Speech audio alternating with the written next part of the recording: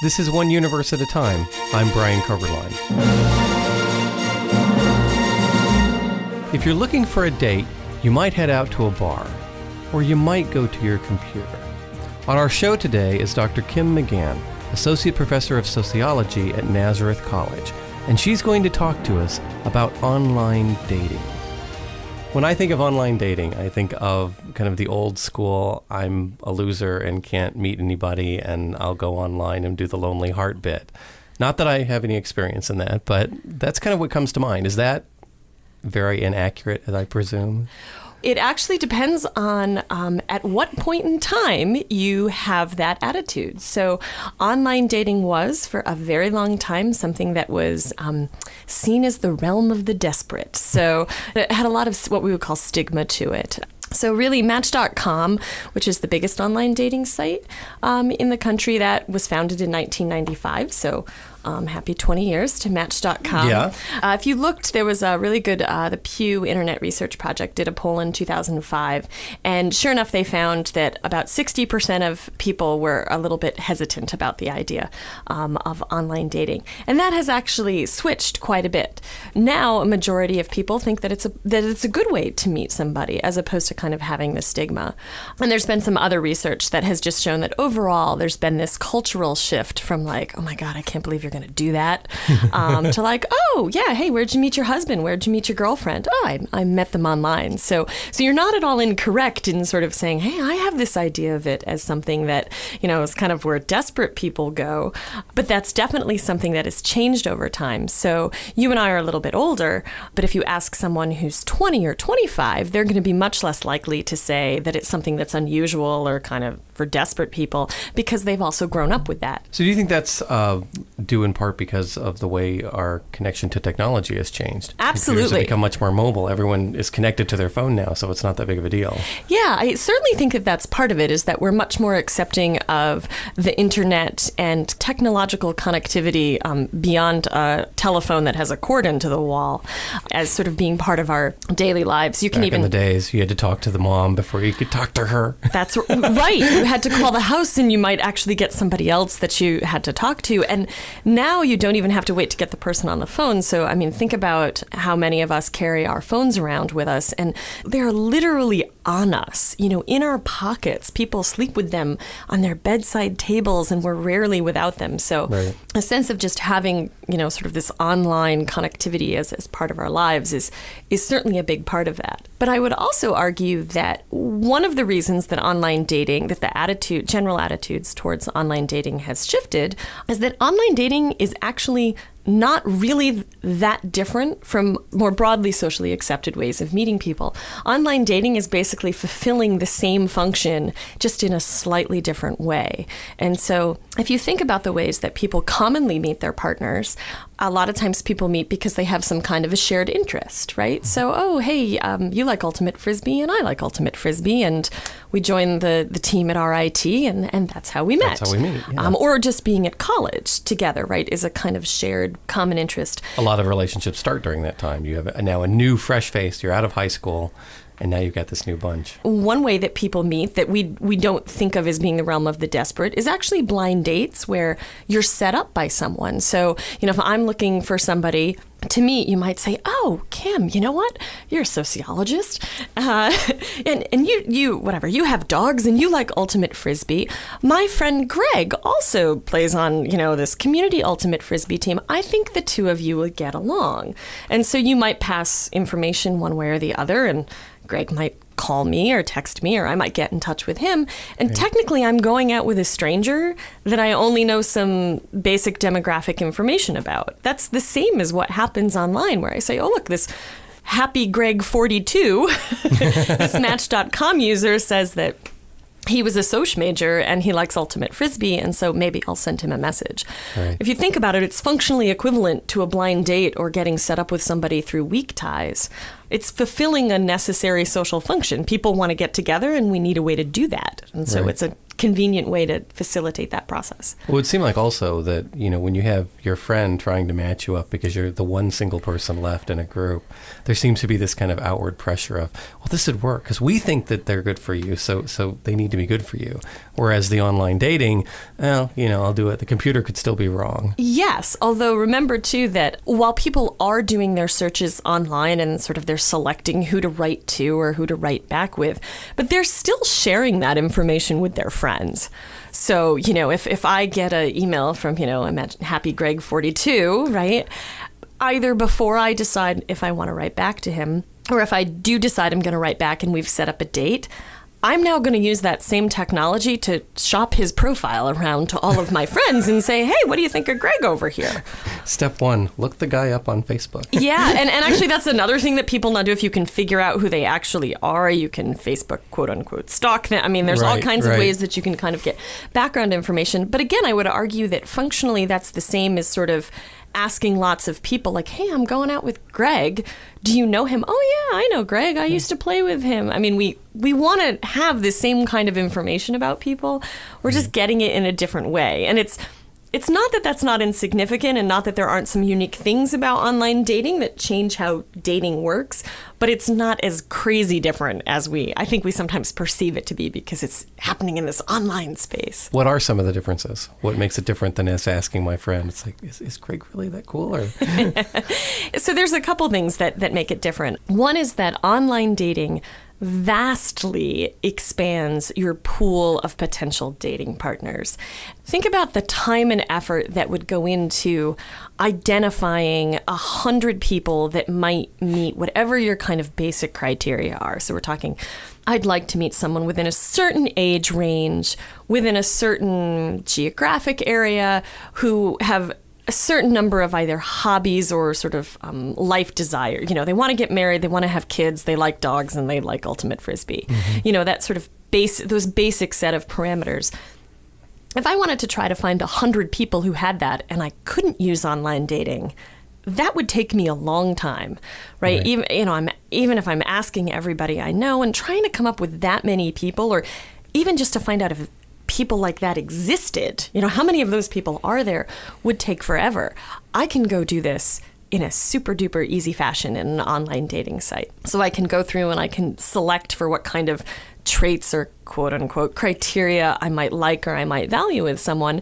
And then it's not that different from going to the library and doing, research in a database looking for journal articles, right. Or going to Land's End and I'm looking for, a partial cotton loose fit light blue shirt, and I can type those criteria in and there are my options. So it vastly expands our range of potential dating partners, or at least our perception of our range of potential dating partners. Because just because there are 100 Gregs out there does not mean that I can actually go on dates with all of them. It's almost like going shopping for a car. You kind of look online for the car and you say, yeah, I'll test drive that one.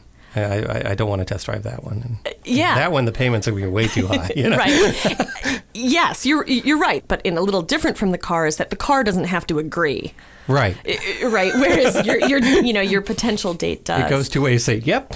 Oh, nope. Okay. Yep. Oh, nope. Yeah. And so this like vast increase in choice is both like a blessing and a curse. And so in one sense, and under some circumstances, it can be a very positive thing, especially in what we refer to as thin dating markets. And that is not referring to the attractiveness of the people, but rather how many people are in a particular area for you to date that have your basic demographic characteristics.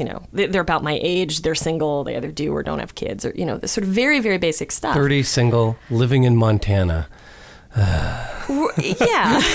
And so for places where there's just not a lot of single people around, right. With these sort of shared basic demographics that you might like to have in common, online dating can be a really handy way, a really useful way to find a partner, because you can expand geographically, right, your search for people if there's not that many where you are. If literally the population density or just the population density of single folks is not high. So that's what we call thin dating markets. Right. So I live in Avon, which is south of here. There's no one between the ages of 25 and 35 who's single. I mean, you can go to the census. If you go to census.gov, and they have, it's called the American Fact Finder, and you can type in a zip code, and it will give you all the basic demographic characteristics of a particular community of that zip code. And one of the things it'll tell you is the average age and how many people are what proportion of people are single. Right. So, Livingston County is not where you want to be if you're out and about. If you're a out of college single person. It's not the good dating scene. No, but New York City, but cities in general tend to be highly populated with single folks. So if you live in Livingston County, it's a great way to kind of expand and meet people. If you live in New York City, you have the opposite problem. So this is kind of the curse part, where this much choice has a couple of can present a couple problems for us. So one of them is kind of psychological, and I can't remember the name of the person who did this study. I think it was a psychologist, but there's this famous study about choice and jams. I don't know if have you heard about this with the jam? If you have too many choices in jams, you don't know how to choose. It's like, give me grape, give me strawberry. I'm good. I can choose one. Correct. But organic grape and semi-sweet kind of grape, and then chunky with pits. Okay, wait a minute. I just want grape jelly. Yes, absolutely. So there was a famous study in a grocery store, and basically about 6 to 9 jams was good. After that, if you gave people more choices, they bought less. They were kind of overwhelmed. I always think of this as the toothbrush problem. Whenever I go to buy a new toothbrush, I just stand there like how am I supposed to decide? Like there should be 3 toothbrushes, soft, medium, firm, and maybe 2 color choices. Red, blue, just so I know my wife's from mine. We're okay. That's right. So it turns out that this kind of psychological tendency to sort of be overwhelmed with too much choice and not be able to decide, it happens when we have too many potential dating partners. And so if I am someone who lives somewhere or is willing to search online for dating partners where there are a lot of people who meet my very basic demographic criteria, it becomes a lot harder to pick because you have so many people to pick from. And that intersects with kind of a social part of why so much choice can be a problem for us. And that has to do with how we perceive what we're getting in a partner versus what we have in our minds as kind of an ideal partner, what we'd like to have. Mm-hmm. So Aziz Ansari, the comedian, he has a new book out this year. It's called Modern Romance that he wrote with a sociologist, which is excellent.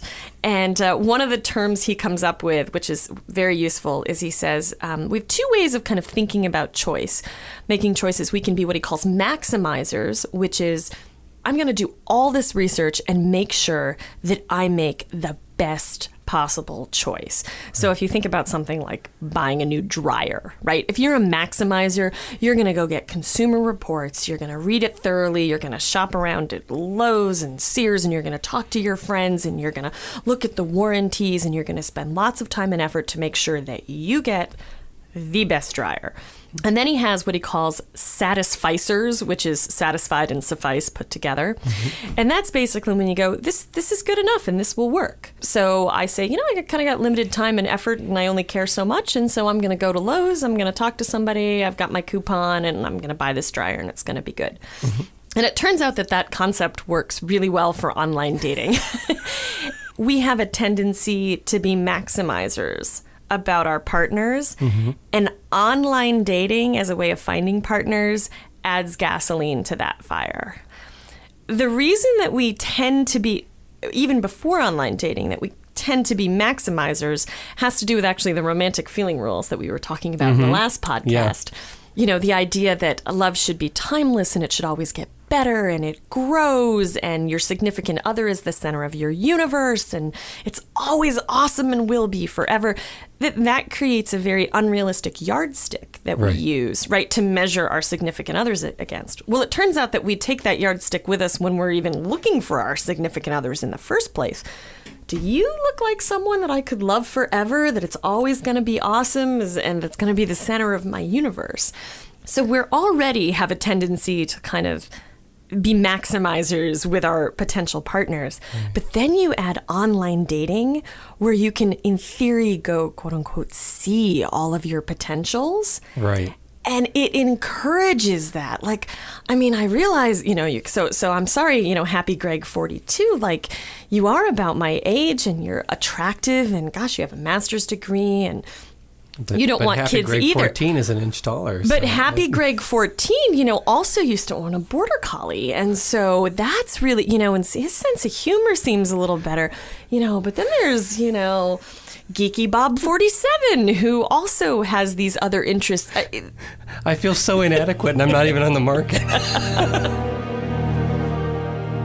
I'm Brian Koberlein. You're listening to One Universe at a Time, and we're talking about online dating with Kim McGann. Thinking about all of this of, high choices and people are being ultra picky, it seems like if I were doing online dating, I'd kind of have to fluff my resume, as it were, and make myself look better than I actually may be.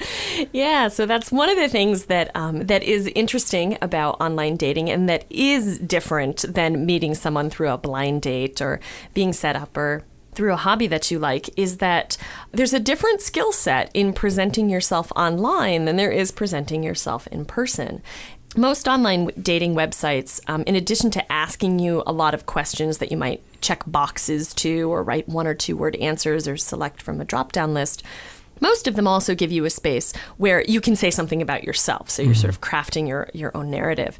So I did a study with one of my classes of online dating profiles and that text that people actually write about themselves, which was very interesting. And there was a couple kind of neat things that came up there that I think show some of the difficulty or obstacles that people have to overcome when they're trying to online date. So the idea behind, dating in general and online dating is a place like Match.com advertises itself as saying, there are millions of single people, and we will help you find your unique 1 in a million partners. That's eHarmony's big thing, that they have this matching algorithm, and you're going to find that one person out there.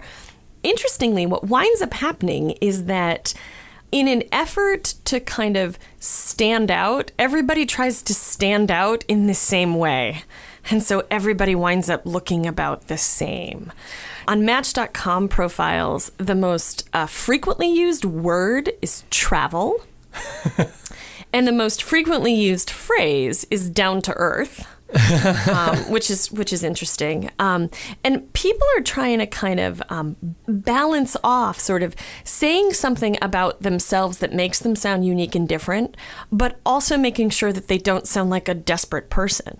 And there's also a gender component to this, where men who are writing profiles about themselves have to also be aware that to not come across as sounding sort of threatening or scary. And so one of the things that we found in the profiles that we looked at from men is that there was tons of reference to this phrase over and over again. I'm just a regular guy. I'm just an average guy. I'm just a normal guy. And I think that that's a way, whether it's intentional or unintentional, of being like, I'm okay. I'm safe.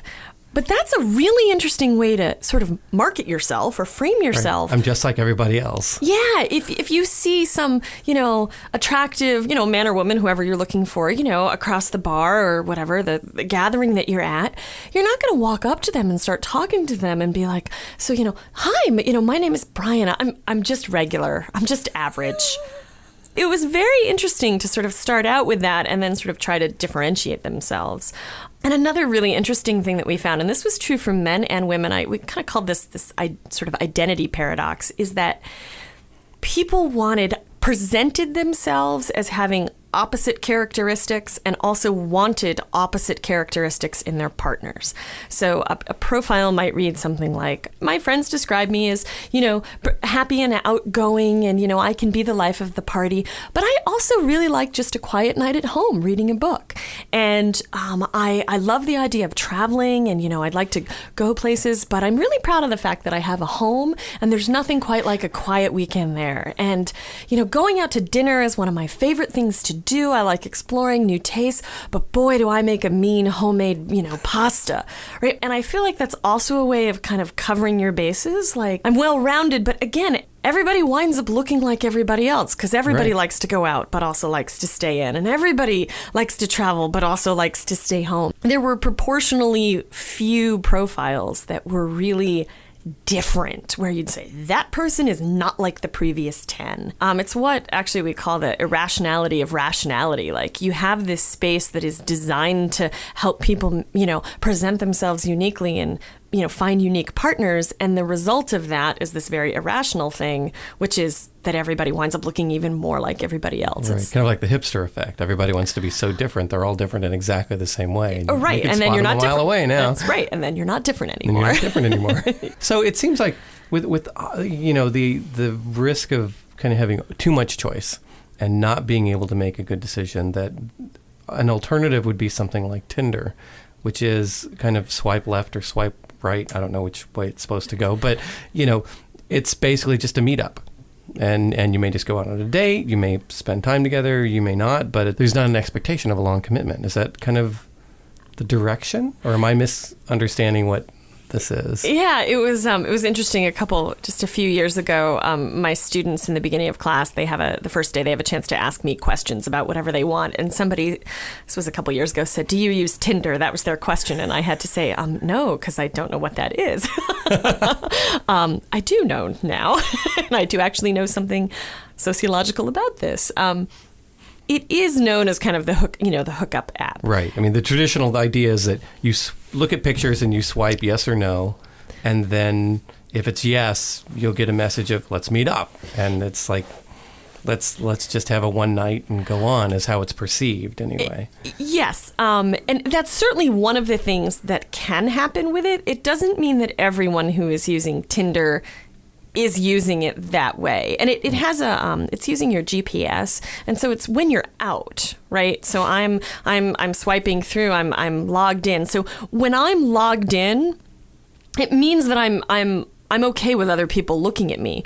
But if you and I are out and we're both using Tinder and both of us pop up, we both have to swipe yes in order for it to share that information. And that was a key development for Tinder that made it safer for women. Right. Which was different than Grindr, which was the same sex version of that for men, but didn't have that. Right. So that was one of the things they had to figure out, like, how are we going to make Grindr for heterosexuals? It was like, you got to take this into consideration, that again, it's a different experience for men than it is for women. Right, exactly. I would argue that while it certainly is known as, and is often used as a way to hook, to meet someone to hook up with, before that happens, it's a way to say, we're in the same geographic space right now, and I'm interested in meeting you in person. Right. And I'm downtown in Rochester. You want to meet up at a coffee place. I'm across the street. Like, you're at that coffee shop, and I'm coming out of the Little, and, I see you there, right? Do you want to meet in person? And I would again argue that it's not so different from other things that might happen. So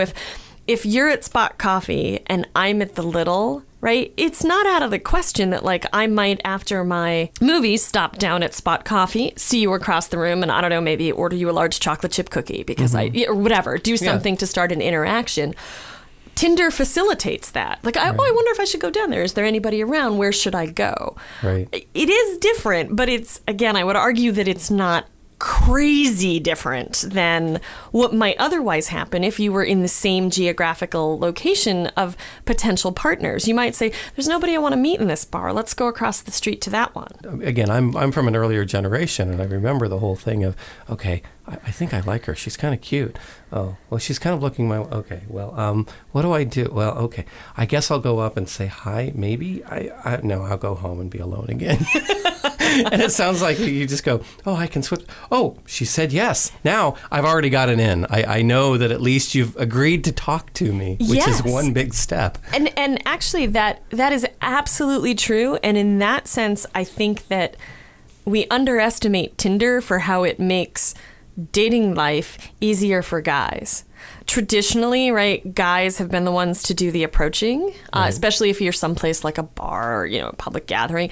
That's changed a lot where women can do that now too, but it's basically been the job of the guy to sort of, even from the 8th grade dance, like walk across the floor to where all the girls are. Would you like to dance with me? And risking being shot down, which is hard. I mean, it's very hard. You learn very quickly. It's like you're going to get shot down again and absolutely. Again and again. I think that kind of gets missed in sort of conversations about dating and who has it harder and that kind of thing. And so you're absolutely right that just knowing, it's the equivalent of me saying, somebody's saying to you, yeah, Brian, Kim thinks you're cute. Yeah.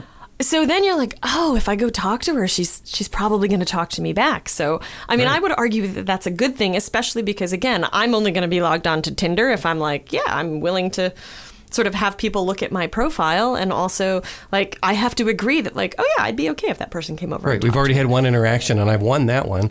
So now I just have to go for the next one. Or you've gotten encouragement from I've that got one. encouragement from that one.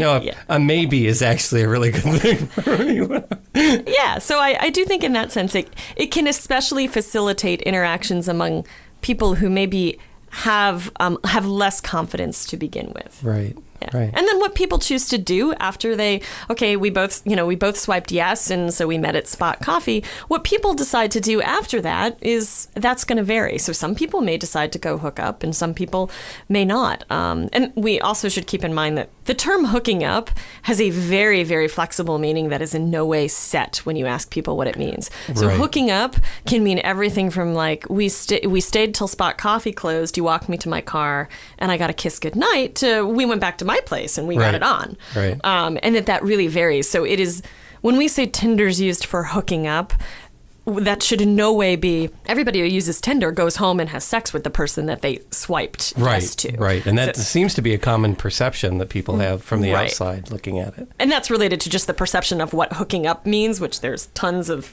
evidence and research that it's a super duper loose term for a whole bunch of interesting reasons. You're listening to One Universe at a Time. I'm Brian Koberlein. In the next part, Kim McGann's going to ask me about a science topic. I've been listening to the Harry Potter series. I read all the books when they came out, and I've gotten into books on tape or CD or MP3s or whatever they are now.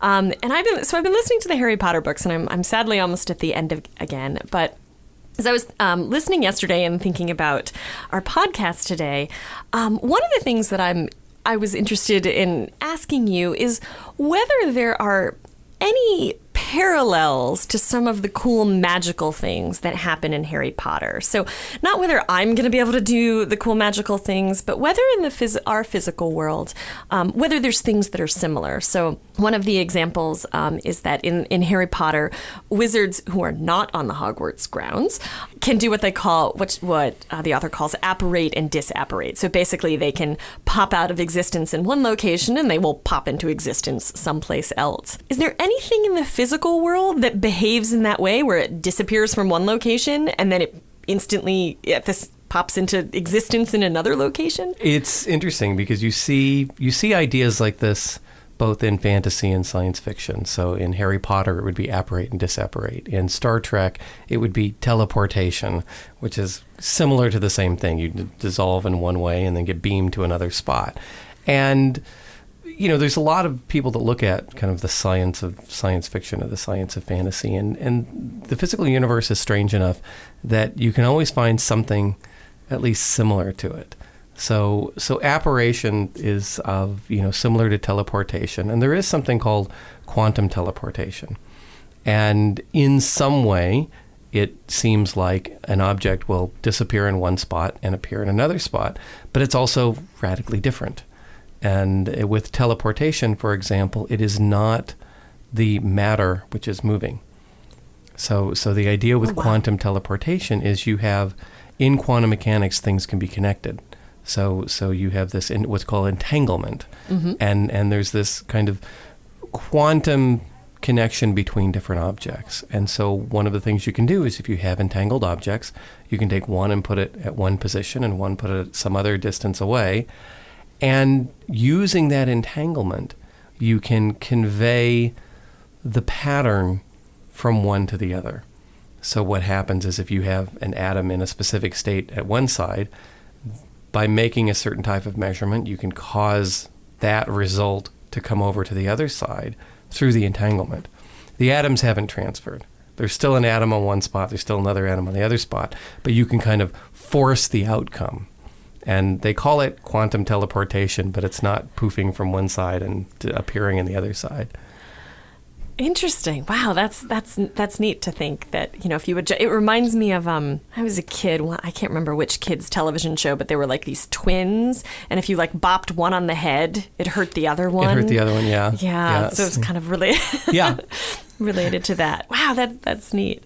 I just listened to Harry Potter and the Prisoner of Azkaban, and one of the things that happened in that was all year long Hermione had been going to two classes that met at the same point in time. And at the end of the book, I hope I'm not giving this away for anybody. Spoiler alert. Yes.